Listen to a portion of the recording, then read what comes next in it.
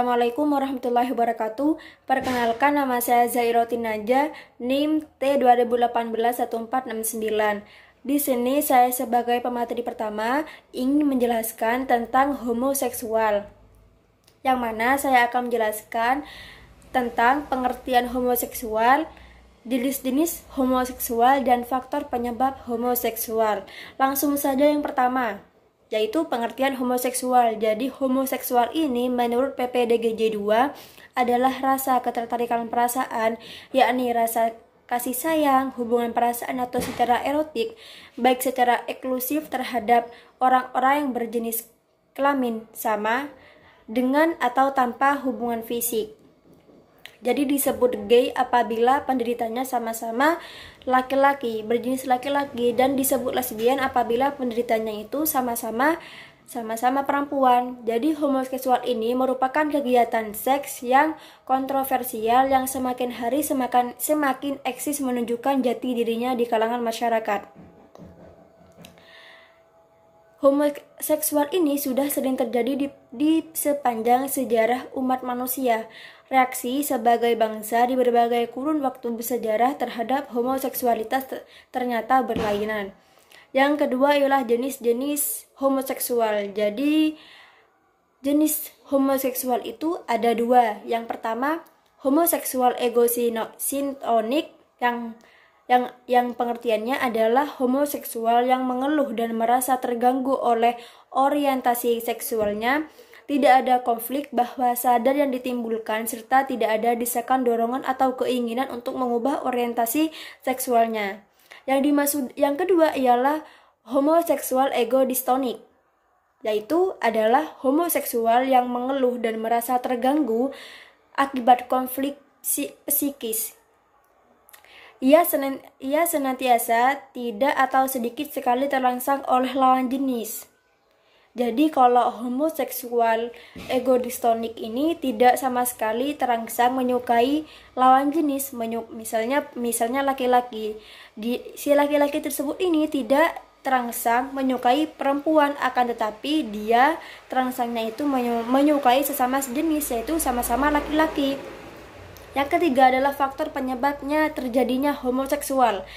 Di sini faktor penyebab homoseksual itu ada 3.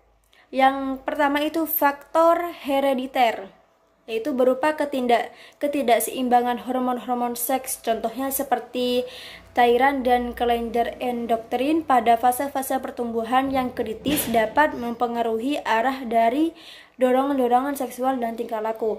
Yang kedua ialah pengaruh lingkungan yang tidak baik atau tidak menguntungkan bagi perkembangan kematangan seksual yang normal, contohnya seperti individu yang besar di lingkungan yang terdiri dari homoseksual yang melakukan prostitusi dan selanjutnya memberikan contoh yang tidak baik bagi perkembangan individu. Yang ketiga itu seorang anak laki-laki pernah mengalami traumatis dengan ibu, sehingga si laki-laki tersebut timbul kebencian atau antipati terhadap ibu dan berdampaknya ke semua wanita. Jadi individu yang mengalami trauma dengan ibu tersebut kemudian memunculkan dorongan homoseksual yang permanen. Sekian penjelasan saya, terima kasih. Assalamualaikum warahmatullahi wabarakatuh. Perkenalkan, nama saya Sakila Faizatul Fitri, NIM T20181480. Saya selaku pemateri kedua akan memaparkan tentang lesbian dalam pandangan Islam. Islam sangat memperhatikan kesucian dan kehalalan agar manusia sehat dan cerdas secara emosional, intelektual, dan spiritual. Maka semua yang dikonsumsi haruslah memenuhi kriteria suci dan halal. Istilah lesbian dalam agama Islam disebut dengan al-sihak, yang berarti perempuan yang melakukan hubungan seksual dengan sesama perempuan. Dalam psikologi, lesbian ini tidak dipisahkan dengan pembahasan homoseksual, karena mereka merupakan bentuk penyimpangan yang sejenis.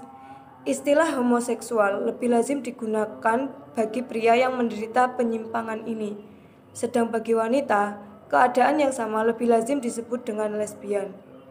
Selanjutnya, hukum penyimpangan seksual LGBT menurut Islam.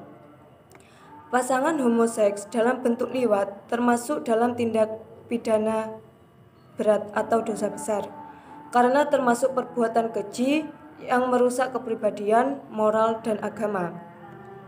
Perbuatan homo dan lesbi haram hukumnya, baik itu berbentuk pasangan menikah atau tidak. Jika ada pernyataan yang mengatakan bahwa homo dan lesbi dibolehkan, itu bukan ajaran Al-Quran dan hadis, dan bukan pula hasil ijtihad ulama. Itu hanya ungkapan dan pernyataan dari kalangan liberal yang hanya berbekal sedikit pengetahuan agama, yang belum mengkaji dengan baik ayat-ayat Al-Quran dan hadis, sehingga mereka memberi fatwa yang menyesatkan, yaitu mengabsahkan perilaku homoseksual dan lesbian. Selanjutnya, ciri-ciri perilaku lesbian. Ciri-ciri yang sering muncul dalam berperan sebagai laki-laki. Yang pertama yaitu memposisikan diri sebagai maskulin. Yang kedua, penampilan sangat maskulin. Yang ketiga, punya hobi maskulin. Yang keempat, posesif, menunjukkan ketertarikan pada wanita. Selanjutnya, ciri-ciri lesbian yang berperan sebagai perempuan. Yang pertama, biasanya penampilannya dingin. Yang kedua, tidak mandiri. Yang ketiga, sering cemas dan jaga jarak dengan teman wanita yang lain yang bukan pasangannya. Yang keempat, sentimental. Dan yang kelima, tidak memiliki ketertarikan pada laki-laki. Sekian dari saya. Wassalamualaikum warahmatullahi wabarakatuh. Baiklah, Assalamualaikum warahmatullahi wabarakatuh. Di sini saya ingin melanjutkan presentasi dari teman-teman presentator yang lainnya, yaitu saya di sini akan membahas tentang apa itu masturbasi dan onani. Masturbasi atau onani dalam bahasa Arab sering disebut al-istimna. Dalam bahasa Inggris disebut dengan onanisme, masturbation, atau jaldu umairah adalah masalah yang sering dihadapi oleh para remaja dan pemuda yang terkadang juga orang dewasa. Masturbasi atau onani dilakukan karena dorongan seksual yang menggebu-gebu, sedangkan ia sendiri belum mampu untuk menikah atau mungkin sedang jauh dari istrinya. Adapun pendapat lain tentang masturbasi, yaitu suatu kegiatan yang mengarah pada pemusatan nafsu birahi melalui rangsangan alat kelamin atau bagian vital lainnya yang dilakukan sendiri maupun oleh orang lain hingga mencapai organisme hingga membuat otot-otot berkontraksi secara otomatis. Yang selanjutnya, hukum onani menurut 4 mazhab. Yang pertama, Imam Syafi'i mengemukakan dengan demikian jelas bahwa pada penyebutan yang menjaga kemaluan mereka, kecuali pada rangsangan mereka atau hamba sahaya yang mereka miliki, terdapat larangan terhadap selain istri dan hamba sahaya. Jadi pada dasarnya Imam Syafi'i itu mengharamkannya. Di samping itu dalam madhab atau Imam Maliki mendasarkan keharaman onani atau masturbasi tersebut. Mengapa? Karena pada dasarnya bagi pemuda atau orang yang sudah dewasa, jikalau sudah mampu menikah maka menikah saja. Jangan melakukan masturbasi atau onani tersebut. Sedangkan dalam mazhab Hambali juga menghukumi onani dan masturbasi sebagai perbuatan yang haram dilakukan. Akan tetapi ada kalanya menjadi boleh apabila sedang dalam kondisi darurat, yaitu ketika libido memuncak dan dikhawatirkan terjadinya perzinahan, maka itu tidak apa-apa. Sedangkan menurut mazhab Hanafi, masturbasi atau onani hakikatnya haram, tapi ada kalanya harus dilakukan untuk menghindari perbuatan zina. Sedangkan Upaya untuk menghindari perbuatan zina sendiri hukumnya wajib, seperti yang dijelaskan dalam kaidah fiqhiyah.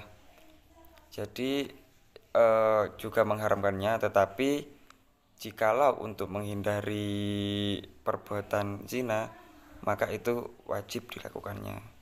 Mungkin itu dari saya, kurang lebihnya saya mohon maaf. Selanjutnya akan dilanjutkan oleh pemateri-pemateri yang lainnya. Assalamualaikum warahmatullahi wabarakatuh. Saya Muhammad Rizky Indatullah, NIM T 2018-1493. Melanjutkan pemaparan dari materi sebelumnya. Di sini saya mau menjelaskan mengenai dampak dari perilaku seks menyimpang. Ya. Dampak yang pertama yaitu adalah dosa. Ya. Dosa. Seperti yang dijelaskan oleh teman-teman tadi, baik homo maupun lesbi ini merupakan perbuatan yang dilarang, bahkan dilaknat oleh Allah Subhanahu wa Ta'ala. Karena memang ya ini nggak benar. Selanjutnya kalau dari sisi kesehatan atau sisi medis, seks menyimpang ini bisa menimbulkan berbagai penyakit kelamin menular seperti HIV/AIDS, gonorrhea, ya, kencing nanah, kemudian ada herpes kelamin dan lain-lain. Ya, karena kalau pelakunya itu ada yang terkena virus, ada yang terkena penyakit, kemudian dia melakukan perbuatan ini, maka pasangannya juga akan tertular. Seperti itu. Kemudian kalau dari sisi mental atau psikologis, seks menyimpang ini bisa menimbulkan gangguan ya kepada para pelakunya. Yang seharusnya kan sebuah hubungan itu normalnya kan cowok sama cewek, laki sama perempuan. Kalau mereka ya pernah melakukan yang menyimpang ini, takut mereka nanti ya menjadi gak doyan lagi sama hubungan yang normal, sama pernikahan yang normal seperti itu. Selain itu dia juga akan dikucilkan dari masyarakat, atau mungkin dia merasa bersalah gitu, habis itu dia mengucilkan diri seperti itu. Karena ya jelas ini merupakan perilaku yang menyimpang, jadi ya gak benar seperti itu.